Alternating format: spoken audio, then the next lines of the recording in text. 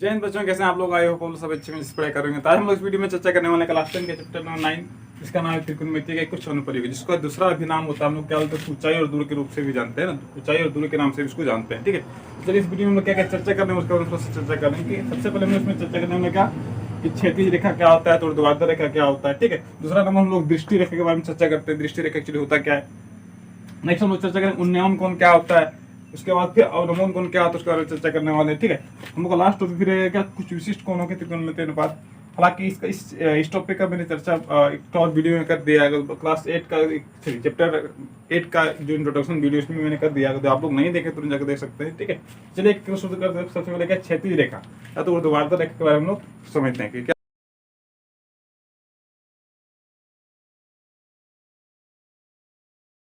क्षैतिज रेखा मतलब किसको इसको बोलते हैं हॉरिजॉन्टल लाइन। क्या बोलते हैं? Horizontal line. क्षैतिज रेखा एक्चुअली होता क्या, ध्यान समझिए कि क्षैतिज रेखा क्या होता है, किसी भी तल की जो समांतर रेखा होती है, किसी भी तल के जो समांतर रेखा होता है उसे हम लोग क्या बोलेंगे, क्षैतिज रेखा। ध्यान समझिए, जैसे मान लीजिए कोई एक तल है, इसके समांतर कोई भी एक ठो रेखा है ना, इसके समांतर कोई एक ठो रेखा इस प्रकार से रहेगा, तो इस प्रकार से मतलब सिंपल भाषा में बोले तो जो रेखा सोया हुआ रहता है, मतलब जो रेखा सोया हुआ रहेगा उसे क्या बोलेंगे लोग, क्षैतिज रेखा बोलेंगे, तो हॉरिजॉन्टल लाइन बोलेंगे, है ना, क्या बोलेंगे, क्षैतिज रेखा। क्षैतिज रेखा, जो रेखा सोया हुआ रहता है उसे क्या बोलेंगे हम लोग, क्षैतिज रेखा। ठीक है, ये तो क्षैतिज रेखा। फिर नेक्स्ट आते हैं ऊर्ध्वाधर रेखा, है ना, दूसरा नंबर क्या, ऊर्ध्वाधर रेखा। ऊर्ध्वाधर ऊर्ध्वाधर रेखा जिसको हम लोग बोलते हैं वर्टिकल लाइन।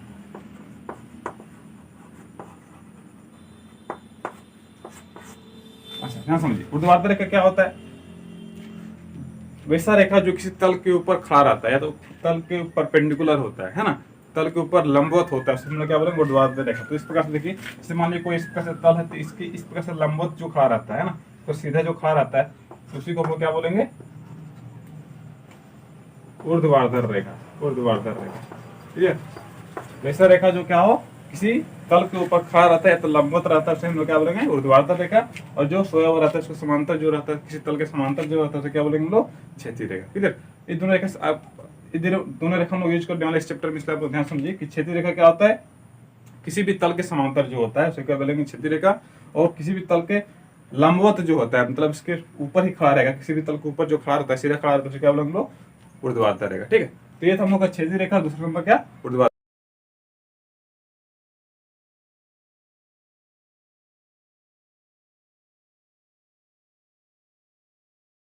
साइट बोलते हैं ना, लाइन ऑफ साइट। और देखिए दृष्टि रेखा के लिए होता क्या, ध्यान समझिए, जैसे मान लीजिए कि कोई छत है, इस पर कोई वस्तु ऊपर उड़ रहा है या तो कोई वस्तु ऊपर है, ठीक है, हम यहाँ से किसी वस्तु को देख रहे हैं, कोई व्यक्ति यहाँ से किसी वस्तु को देख रहा है, तो ये जो दिख रहा है ना, इसकी दृष्टि क्या है, दृष्टि की दिशा में जो लाइन होता है, दृष्टि की दिशा में, दृष्टि रेखा मतलब क्या, दृष्टि की दिशा में जो इसके डायरेक्शन जो जहाँ देख रहा है उसके दिशा में जो लाइन होता है उसे हम लोग क्या बोलेंगे, इस रेखा को क्या बोलेंगे, इसी रेखा को हम लोग क्या बोलेंगे, दृष्टि रेखा। क्या बोलेंगे, दृष्टि रेखा। क्लियर। अगर हम किसी वस्तु को नीचे से ऊपर कोई वस्तु को देख रहे हैं, ऊपर कोई वस्तु उड़ रहा है तो कोई पतंग हो सकता है ना, यदि एक पतंग हो सकता है, तो इस पतंग को यदि ऊपर से नीचे की ओर देख रहे हैं, नीचे से ऊपर की ओर देख रहे हैं, तो ये पतंग के बीच और मेरे आंखों के बीच जो दूरी होगा, इसी लाइन को हम लोग क्या बोलेंगे, दृष्टि रेखा बोलेंगे। ठीक है, तो उल्टा भी केस हो सकता है, ऊपर से नीचे के मान लीजिए कहीं छत पे खड़ा है, छत से अगर नीचे की ओर देख रहे हैं, तो वहां क्या आ जाएगा, मेरे आंख का और कोई वस्तु के जो बीच का जो दूरी होगा उसे क्या बोलेंगे हम लोग, दृष्टि रेखा। उस डायरेक्शन की दिशा को हम लोग क्या बोलते, दिशा के हम लोग क्या बोलेंगे, दृष्टि रेखा। ठीक है, आई थिंक आप लोग समझ में आ गया दृष्टि रेखा क्या बोलते हैं। नेक्स्ट हम लोग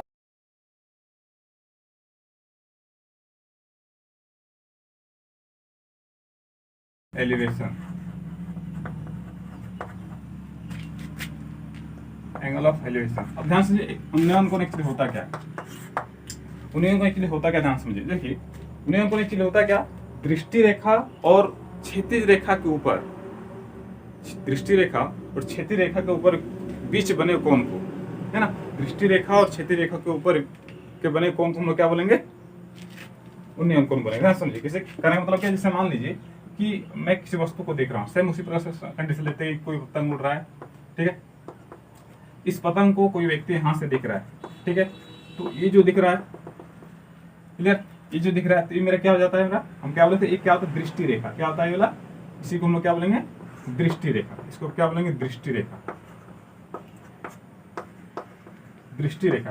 ठीक है, अब देखो इसके सामने जब जाते हैं तो ये जो हो जाता है मेरे क्या जाता है, हम क्या बोलते हैं, जब भी कोई क्षैतिज रेखा के समांतर किसी भी तल की जो समांतर रेखा हो तो उसके क्या बोलते हैं हम लोग, इस रेखा को हम लोग क्या बोलेंगे? क्षैतिज रेखा। ठीक है, क्षैतिज रेखा।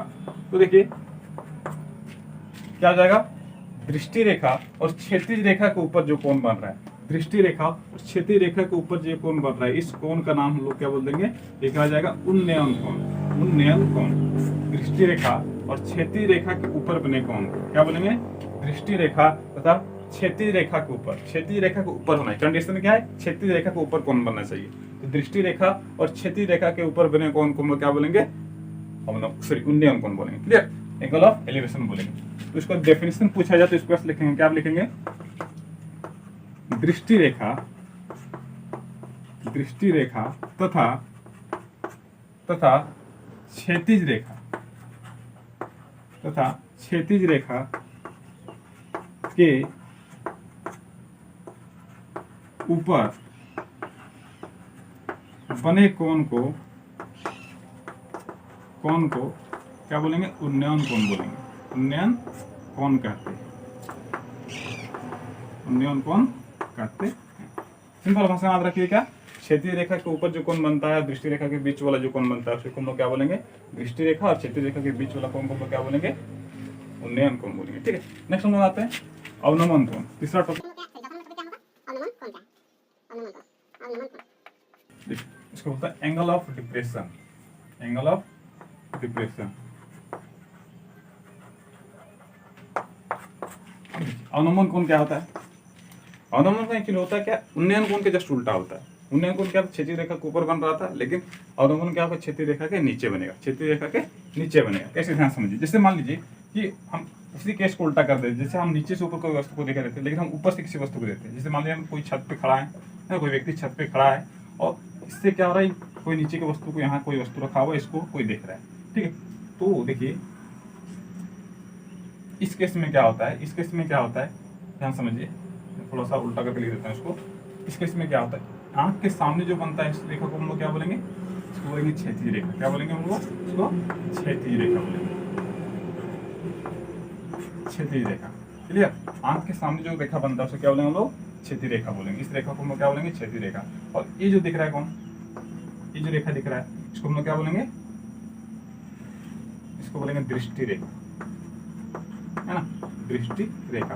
तो देखिए क्षैतिज रेखा और दृष्टि रेखा क्षैतिज रेखा के नीचे बन रहा है। क्षैतिज रेखा के नीचे और दृष्टि रेखा के बीच वाला जो कोण बनता है उस कोण को हम लोग क्या बोलेंगे? इसी कोण को बोलेंगे, इस थीटा कोण को हम लोग क्या बोलेंगे? इस कोण का नाम हो जाएगा अवनमन कोण। क्या हो जाएगा? अवनमन कोण। क्लियर? क्षैतिज रेखा और दृष्टि रेखा के नीचे बने कोण को, क्षैतिज रेखा के, दृष्टि रेखा तथा क्षैतिज रेखा के नीचे बने कोण, दृष्टि रेखा तथा क्षैतिज रेखा के नीचे बने कोण को उसका डेफिनेशन भी लिखा जाए तो किस प्रकार से हो जाएगा? क्या बोलेंगे? दृष्टि रेखा तथा क्षैतिज रेखा, क्षैतिज रेखा के नीचे अवनमन कोण क्या था? इसके नीचे बनता है, नीचे बने कोण को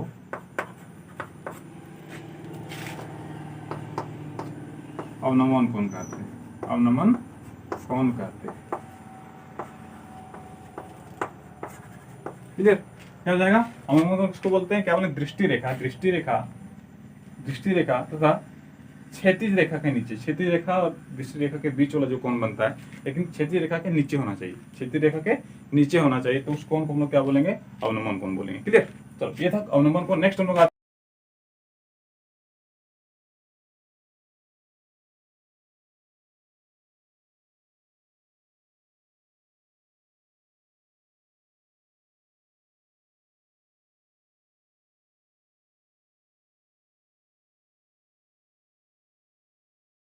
कौन होगा? तो सबसे पहले हम लोग 0 डिग्री के बारे में पढ़ेंगे, फिर 30 डिग्री के बारे में, फिर 45 डिग्री के बारे में, है ना, फिर 60 डिग्री के बारे में, उसके बाद फिर लास्ट में 90 डिग्री के बारे में। बाकी इसका मैंने बोला क्या, इसका इस टॉपिक का मैंने और भी चैप्टर 8 का मैं डिस्कस कर दिया था। आप लोग नहीं देखें तुरंत जाकर देख सकते हैं, लेकिन फिर मैं इसमें थोड़ा सा बता दूँ, कारण कि इस चैप्टर का यूज इस चैप्टर के जितने भी से एक्सरसाइज क्वेश्चन शो करने के लिए सब कॉन्सेप्ट लगने वाले हैं, ठीक है। कुछ कॉन्सेप्ट लगने, पूरा नहीं, कुछ कुछ कॉन्सेप्ट लगने वाले हैं, ठीक है। अब ध्यान समझिए क्या बोला है, कुछ विशिष्ट कोणों के त्रिकोणमितीय अनुपात, जैसे 0 डिग्री, 30 डिग्री, 40, 45 डिग्री, 60 डिग्री, 90। त्रिकोणमितीय अनुपात क्या क्या होता है, त्रिकोणमितीय साइन थीटा आ जाता है ना, कॉस थीटा आ जाता है, टेन थीटा आ जाता है। तो वही करते हैं, देखिए सबसे पहले साइन थीटा, साइन थीटा। अब देखिए उसको करेंगे, सबसे पहले एक तो थीटा लेना पड़ेगा। जैसे मान लीजिए हम थीटा कर लिए, थीटा में आता है 0 डिग्री, क्या क्या आ जाएगा, 30 डिग्री, 45 डिग्री, 60 डिग्री और लास्ट वाला क्या, 90 डिग्री। अब देखिए अगर हम साइन थीटा का वैल्यू फाइंड करना चाहते हैं, इसमें से ध्यान से समझिए, साइन थीटा का वैल्यू फाइंड करना चाहते हैं ना, उसके लिए मैं थोड़ा सा ट्रिक लगाऊंगा, इसमें ध्यान से समझिए, इस ट्रिक को ध्यान से रखिए। सबसे पहले साइन थीटा, थीटा इधर है, हम क्या लिए साइन थीटा, इसका वैल्यू पुट करने के लिए साइन, सबसे पहले साइन थीटा का वैल्यू फाइंड करेंगे। सबसे पहले साइन थीटा का तो 0 डिग्री है तो 0/1, 0/4 हो जाएगा। 0/4 का वैल्यू कितना आता है, 0। फिर 1/4 हो जाएगा, 1 का रूट कितना 1, 4 का रूट कितना 2, रूट के अंदर 1/4, 0/4 इसके लेके चलेंगे, ठीक है। उसके बाद फिर क्या आता है 2/4, इसका क्या आ जाएगा, इसका जब कैंसिल करते हैं 2/4 को रूट के अंदर काट सकते हैं उसको, है ना। एक बार में, दो बार में कितना हो जाएगा, अंडर रूट 1/2। अब 1 का रूट कितना होता है, 1 का रूट 1 ही हो जाता है, 2 का रूट 2 हो जाता है, तो 1/2, ठीक है। उसी प्रकार से इसका क्या हो जाएगा, रूट 3/4, तो रूट 3 का तो रूट 3 हो जाएगा, ठीक है। और 4 का रूट कितना होता है, 2 होता है, ठीक है। उसी प्रकार से रूट 4/√4, मतलब कि 4 से 4 कट जाएगा, कितना बचेगा, 1 बचेगा, ठीक है। ये था साइन थीटा का वैल्यू, ठीक है। उसी प्रकार से हम कॉस थीटा का वैल्यू लिखते हैं, क्या लिखते हैं, कॉस थीटा का वैल्यू फाइंड करते हैं। तो देखिए कैसे हो, कॉस थीटा जस्ट सिंपल है, इसी का जस्ट उल्टा कर देते हैं, है ना, इसी का जस्ट उल्टा कर देते हैं। कैसे उल्टा करेंगे ध्यान समझिए। जैसे देखिए 0 डिग्री था, 1/2, 0 था, 1/2, इतना था, हम इसी का जस्ट उल्टा करके लिखते हैं। इसको यहाँ लिख देते हैं, फिर इसको यहाँ लिख देते हैं, ठीक है। इसको यहाँ लिख देते हैं, ये जो यहाँ का कहाँ रह जाएगा, उसके बाद इसको यहाँ लिख देते हैं और इसको यहाँ, मतलब इसी को उल्टा करके हम लोग लिख देते हैं, ठीक है। अब आते हैं टेन थीटा, टेन थीटा ध्यान से समझिए। टेन थीटा के लिखने का क्या फॉर्मूला होता है, टेन थीटा का क्या क्या फॉर्मूला होता है कि साइन थीटा बटा cos theta. Tan theta value find करने के लिए क्या करेंगे, साइन थीटा बटा कॉस थीटा, दोनों को बटा करते हैं। 0/1 मतलब कितना हो जाता है, 0 हो जाता है, तो 0 हो जाएगा। इसको इतना बटा इतना करने पर कितना हो जाता है, 1/√3, ठीक है। उसी प्रकार से इतना बटा इतना करने पर कितना कट जाएगा, 1 हो जाएगा। इतना बटा इतना करने पर √3 हो जाएगा। उसी प्रकार से ध्यान दीजिए कि 1/0 करेंगे तो अनडिफाइंड होगा, मतलब अपरिभाषित हो जाएगा, वो कटेगा नहीं, ठीक है। तो इस प्रकार से रहेगा कि sine theta, cos theta, tan theta, इस प्रकार से आप लोग सिर्फ 3 चीज का वैल्यू आ गए। त्रिकोणमितीय अनुपात में से 3 त्रिकोणमितीय अनुपात का हम लोग वैल्यू फाइंड करेंगे, 0 डिग्री, 30 डिग्री, 40, 45 डिग्री, 60 डिग्री और 90 डिग्री का, ठीक है। तो sine theta, cos theta, tan theta value, जैसे इसमें क्या क्या इंपॉर्टेंट, इस चैप्टर में ज्यादा क्या यूज होने वाला है, आप ध्यान समझिए, ये इंपॉर्टेंट है। हाँ कि इस सभी को आप लोग देख लेना है, लेकिन हम लोग जो इसमें ज़्यादा इंपॉर्टेंट है tan 45 डिग्री, tan 45 डिग्री, ठीक है। tan 45 डिग्री यूज होने वाला है। साइन का सभी त्रिकोणमितीय, साइन का जितने भी सारा है लगभग सब यूज होने वाला है, ठीक। 45 को छोड़ करके सभी यूज होने वाले हैं।